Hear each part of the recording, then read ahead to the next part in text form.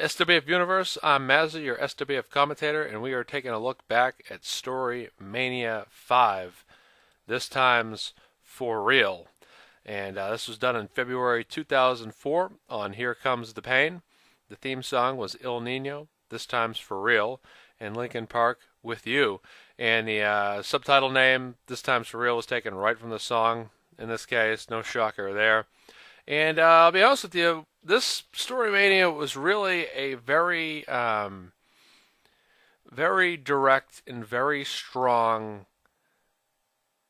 almost a direct sequel to StoryMania 4, where it just kind of just really, I honestly really heavily borrowed from a lot of ideas. Because I like StoryMania 4 so much that I just literally borrowed a lot of the same ideas. And for example, Il Nino, How Can I Live Without You, or How Can I Live was the theme song the year before. I used another Il Nino song, this time's for real, and just usually just slapped it right on that. Even the main events were basically last StoryMania 4 winners head to head and the StoryMania 4 losers head to head. I'll explain that later. But Edge and Eddie Guerrero defeated Ric Flair and Batista to win the Smackdown Tag Team Championships at the start of that show. Big upset. Randy Orton defeated John Cena to retain the U.S. Championship in that match. Shawn Michaels defeated RVD in a ladder match to win the Intercontinental Championship. That was an awesome one. The Undertaker and Booker T defeated Scott Steiner and Kane to retain the Raw Tag Team Championship. And Scott Steiner and Kane were together because of a group called Monsters United. And that was headed by Goldberg.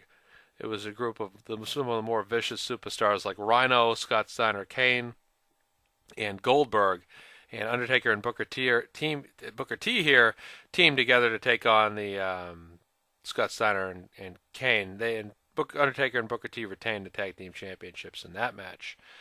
Chris Benoit got his first StoryMania win against Triple H in a street fight. I remember that being a pretty good one too, but just a pretty much standard good match. The next match was Chris Jericho defeating Stone Cold Steve Austin in a career-ending match when Vince McMahon intervened to help Jericho win. At StoryMania 4, Austin fought Madonna, so I kind of went with like the same kind of wrestler with Jericho as his opponent.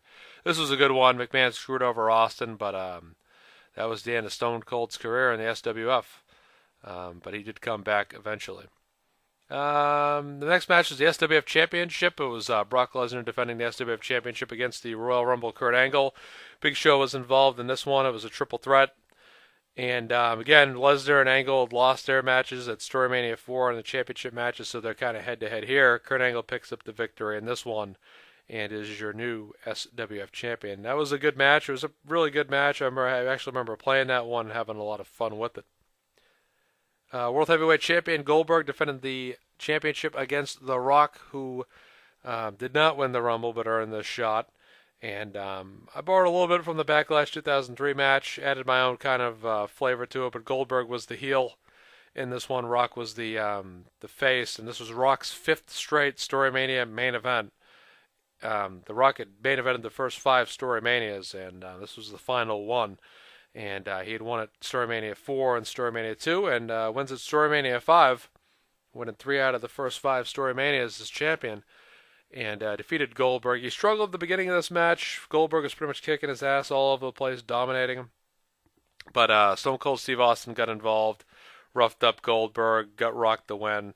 And the reason for Austin's interference was Austin screwed The Rock at StoryMania 3 and wanted to give Rock, back something that he owed when, things were kind of getting out of control for The Rock in that match. So the Rock walked out World Heavyweight Champion. And that is StoryMania 5, this time's for real. I'm Mazza. Thank you and take care.